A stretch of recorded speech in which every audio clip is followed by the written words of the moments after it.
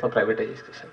So this requires a thorough overhauling immediately technical education, because this gives lot of skills and this gives employment opportunities. And according to a survey that is being made at all India level, as far as BTech graduates are concerned, 11% of the engineering graduates are employable.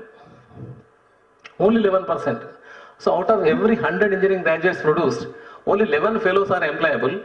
Remaining 89 fellows are useless. They are thrown out in the market. They are working in call centers, and even they are ready for right to sure. I mean, somebody will point out. They are ready to work as even constables and SIs. He's a BTech graduate, and they are ready to do any type of job. Why should we produce criminals? So yes, we have seen in the TV. So therefore, we should first of all we have to have a thorough look about technical education, because what type of graduates we are producing, and this is because of privatization. Privatization without proper regulation.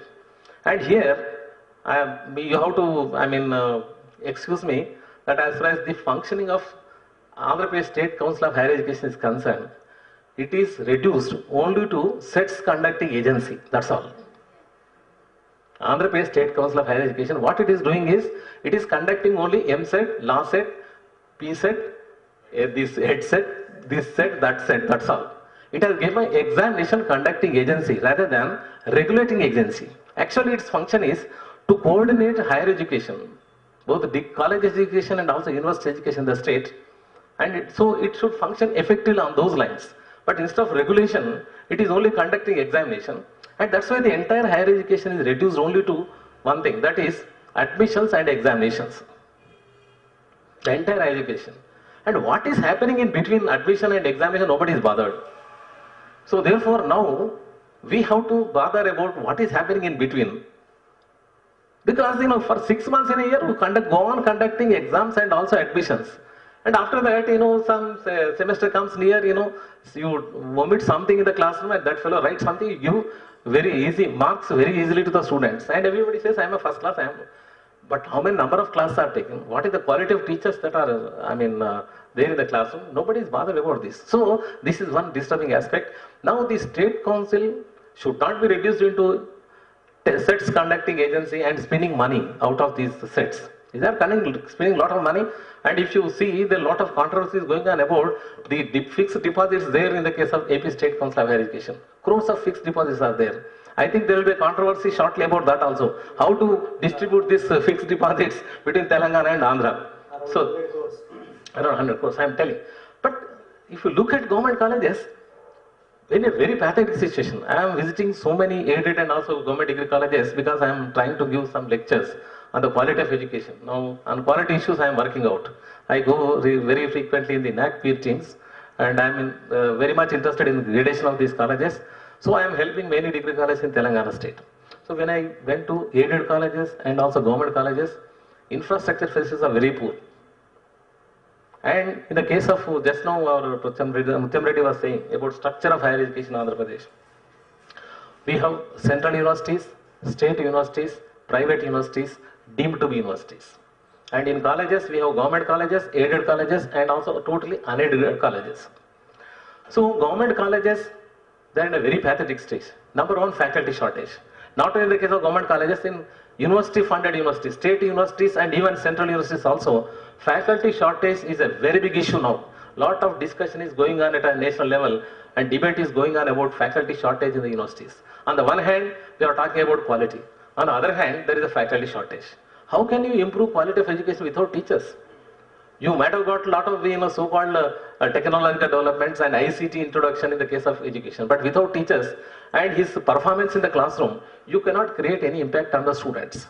So that's why this faculty shortage issue has to be taken up very seriously, especially Telangana also. And out of all the universities, state universities dominate the entire universities. Private universities hardly 100 at a national level. Central universities have 10%. But 50% of the universities are only state government universities. In all the states put together, 50%. And more than 50% faculty shortage is there in the case of all these universities, so-called central and also state universities. And in government colleges, if you try to take into account, 70% of the faculty shortage is there in government colleges. When I just 1 week back, I went to one government college for giving a lecture on quality issues. I asked them what is the sanction strength. Sanction strength in that particular college is around 40. And only 16 teachers are permanent and the remaining are part-timers and contract. I think the same is the fate of all the government colleges in the case of the state. Now we are trying to think of establishing new colleges as the new government has come and also new universities. Except Adilabad and Karimnagar, almost all the districts have got universities. Adilabad shortly they are going to start, and Warangal one more university, that is health university, is coming up. And I think Khammam is not having any university as on today, but in future they may start. But out of whatever the number of universities are there, more than a dozen universities are there, around 14 to 15 are there, including central universities. 50% of the universities are concentrated only in Hyderabad, as pointed out by Shiva Reddy. And the remaining 50% are located in districts. That's why I am trying to say is that in future, whatever the institutions that are going to be established, they have to be established in district headquarters, but not in Hyderabad. Hyderabad has developed. But after development of other districts, let us try to concentrate on Hyderabad. That's why deconcentrate. There should be a moratorium on establishment of new universities and colleges in Hyderabad, around Hyderabad, and let us Karimnagar, Mahbubnagar, Adilabad, and then Khammam, and then Warangal. These districts have to be taken on priority basis as far as higher education is concerned. Because higher education is a critical input in the process of development. That the state government has to know, but unfortunately, there is a disturbing scenario in Telangana when compared to Andhra Pradesh. Because there are 7 universities now without vice chancellors for the past 7 to 8 months. So it is just like headless family. If a university is without vice chancellor, it is just like not having a family head. You know the discipline of the children and the family without the head of the family. That is what is happening. And as rightly pointed out by Professor Mutyam Reddy, the functions of the universities are 2. As far as colleges are concerned, only teaching is the function, awarding the degree and sending them out. But as far as universities are concerned, teaching and research, both of them are important functions.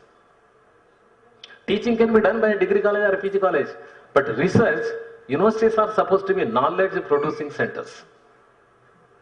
That is the difference between a college and a university. Universities are supposed to be knowledge producing centers. Therefore, research has taken a back seat in the universities and nobody is bothered about research. If you take the number of papers published and the type of thesis that are being produced in the case of universities, very, very horrible.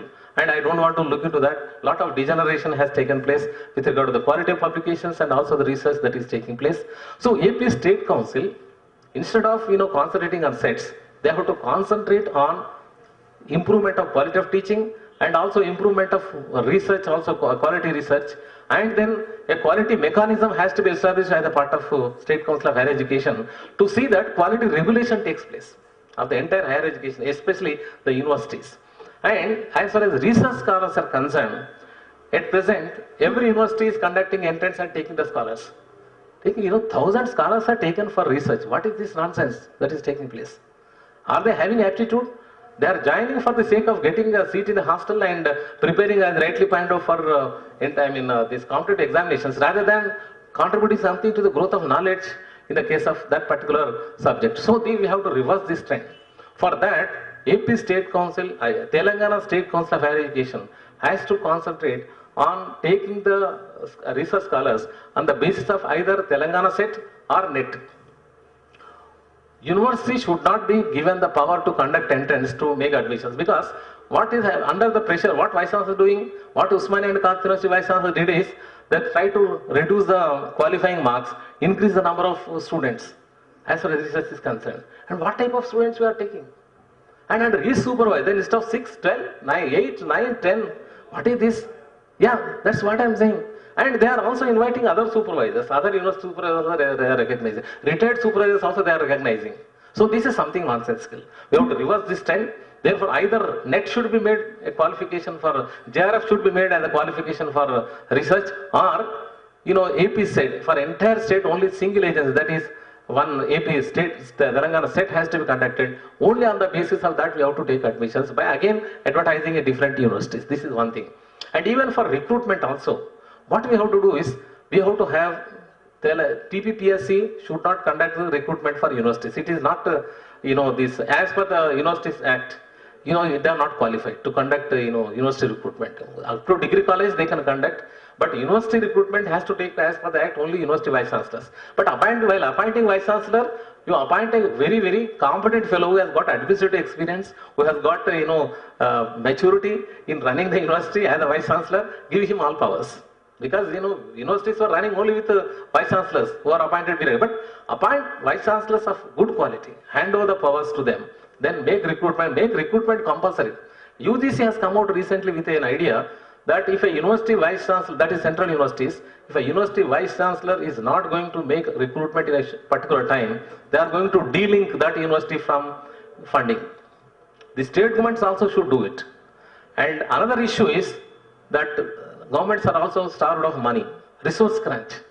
Earlier, long back, this block grant is fixed for universities in the entire state of Telangana, this Andhra Pradesh.